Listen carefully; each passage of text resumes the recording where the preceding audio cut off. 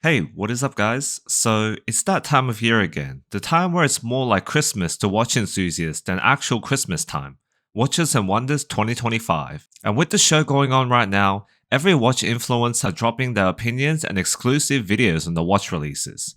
So, to give you something different, I'm going to go through my unsponsored thoughts of this year's Watches and Wonders releases. So, let's get into it. Starting off with the brand that is on the tip of every watch enthusiast's tongue, Rolex. This year, Rolex releases their first new model line in a long time, the Land Dweller, and backed handsomely by their golden boy Roger Federer. Coming in at 36mm and 40mm sizes, the Land Dweller features an integrated sports case and bracelet, which is a significant throwback to their 1977 Oyster Quartz models. But this new model features an all-new honeycomb dial, date window with cyclops, and 6 and 9 Roman numerals, with the crown at the 12. The watch also debuts the Rolex 7135 movement, which is a 5Hz movement with 66 hours of power reserve. What's cool about this movement is the unveiling of new technologies such as the Dynapulse escapement and Soloxy hairspring, so props to Rolex for not just slapping a new dial color onto something for this one.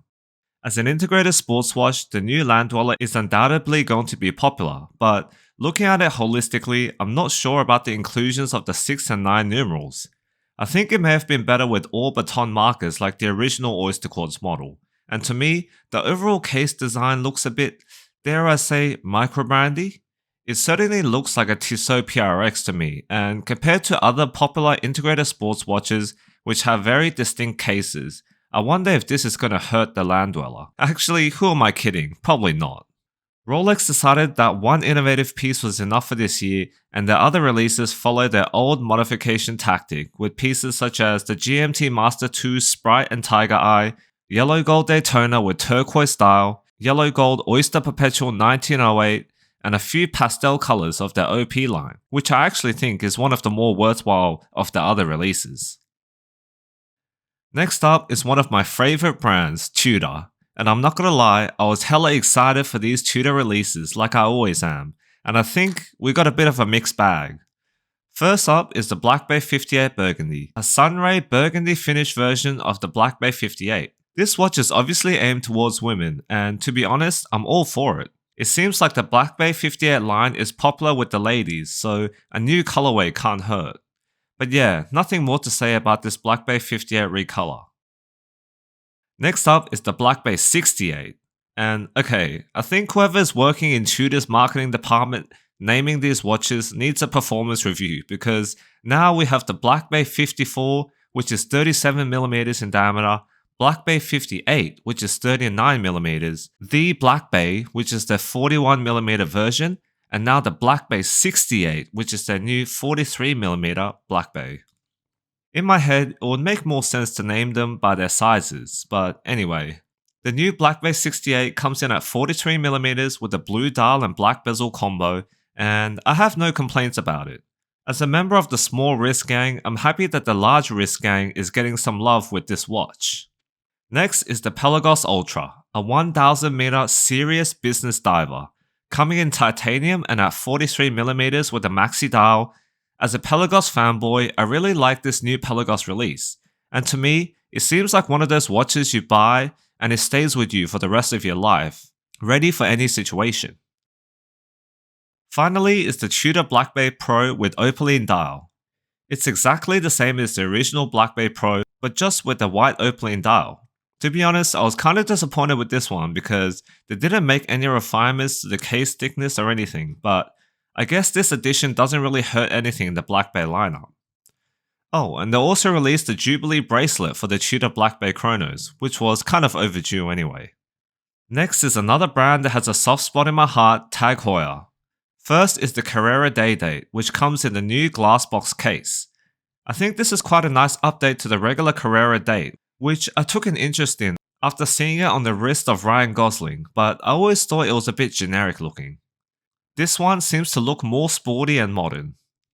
Next is the Carrera Twin Time, a 41mm glassbox Carrera with a Twin Time GMT complication. This is an all-new design and I think it's pretty cool looking as a GMT offering with the red tip GMT hand. The next range is the Formula 1 Solargraph, a 38mm solar quartz watch in sandblasted steel with a similar design to the Kith Hoyer range. Personally, these toy-like watches are not really for me, so I don't feel strongly about these watches.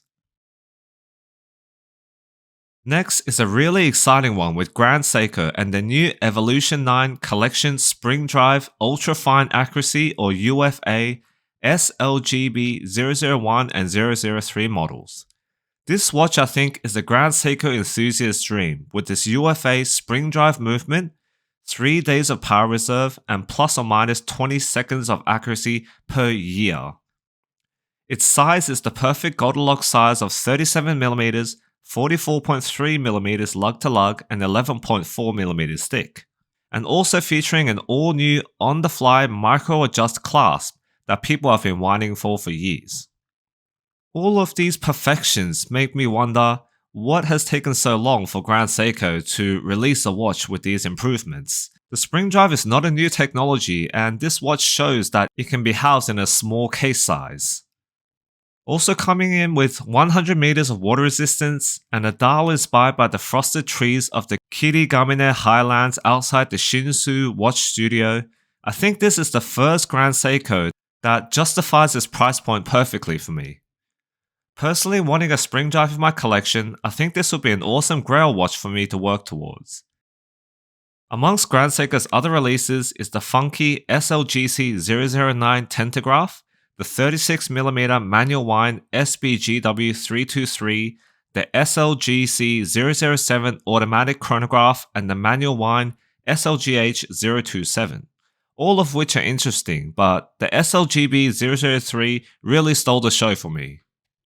Next, IWC returns with the good old formula of if it ain't broke, don't fix it, offering more of the new ingenue models. We have a 42mm ingenue in all black ceramic, which I'm not sure if I really like, to be honest. I just don't really see the need for another all blacked out ceramic ingenue, and I've never really liked the blacked out ceramic trend on other major brands. Other releases include a 40mm yellow gold ingenue for the rappers out there, and a 41mm perpetual calendar ingenue, both of which are kind of cool I guess. Another model is the green and gold ingenue 40, which I think is actually cool, and as an Aussie, I can't get enough of green and gold, especially on watches. They'll also have 3 new models of ingenue in 35mm size, which I can see being pretty attractive to the ladies, or maybe to the few guys who have even smaller wrists than me. Another interesting one is Oris with this new vibrant colors of the big crown pointed date, as well as 34mm diamond marker ladies watches. I think the new 40mm big crowns are quite a nice design refresh of the pointed date that Oris has been slowly rolling out, and I think it's a great effort in modernizing the design of this iconic watch. These pastel colorways are probably not for me because I like more low-key versatile watches, but still cool releases nonetheless. What impressed me even more, to be honest, is this 34mm Big Crown Diamond Edition, which has baguette cut diamonds as the markers. I don't think I've seen this design anywhere else, and as someone who's constantly trying to look for nice watches for the missus so I can convert her to condoning my expensive hobby, I think this one is such a cleverly designed watch. The only thing I would say is that the case seems a bit sporty for the fine diamond aesthetic, but I'll definitely have to check this one out in person. Next is another one of my favorites, Panerai. This year they return with their new 44mm Panerai Marina. The Marina comes with a slightly beefier looking design to match its upgraded 500 meters of water resistance, but apart from that, it's just a small upgrade to the Luminor line. For me, the best size is still the Quaranta, so I didn't think too much of this release. The new Luminor comes in a few different variations, including a titanium version and a platinum perpetual calendar, all of which are pretty nice additions to the Panerai lineup. Next is a small shout out to Bremont, who unveiled a new collection, the Altitude collection of pilot's watches, with the redesigned triptych case. The collection features a 39mm steel date model, 42mm dual crown titanium model, and a 42mm stainless steel GMT model. All the models are pretty cool, but I can't help but feel that their designs are a bit generic, And I'm just a bit unsure of what to think during this time when Bremont is trying to find a new brand identity but also trying to align its designs to be more mainstream. Nonetheless, I'll be interested to check these watches out in person to give them a fair chance. And last but not least, I don't think this is a Watches and Wonders release, as I note Breitling's surprising absence from the event, but I'd like to talk about the new Top Time B31. This is Breitling's new 3-hander watch in their Top Time range, coming in at 38mm in diameter with 100m of water resistance and 78 hours of power reserve, dated in Cyclops with their new B31 movement. This watch tries to contend with the Omega Aquaterra for that everyday, versatile, go anywhere, do anything watch. And again, I'll definitely need to check these out in person, but from what I've seen online, I feel like this design is a bit microbrandy. I just think that it looks pretty generic compared to Breitling's other 3-handed offerings like the Navitimer and Chronomat 3-handers.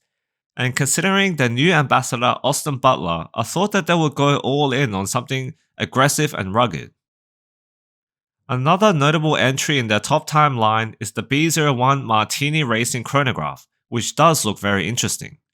38mm cushion style case with 70 hours of power reserve, 100m of water resistance, and a bi-compact layout. The watch is attached with short lugs and radial brushing on the case, and overall has a serious racing chronograph aesthetic to it. But that was all my opinions on the releases of Watches and Wonders 2025. I know there are many more that I didn't talk about, but given the amount of coverage on this, I'm pretty sure I don't need to bore you with the high horology and microbrand stuff. If you enjoyed this video, make sure to like and subscribe so you don't miss out on any future content, and if you want to discuss any releases that I talked about, or any that I missed, let's chat in the comments. And as always, I'll see you again next time.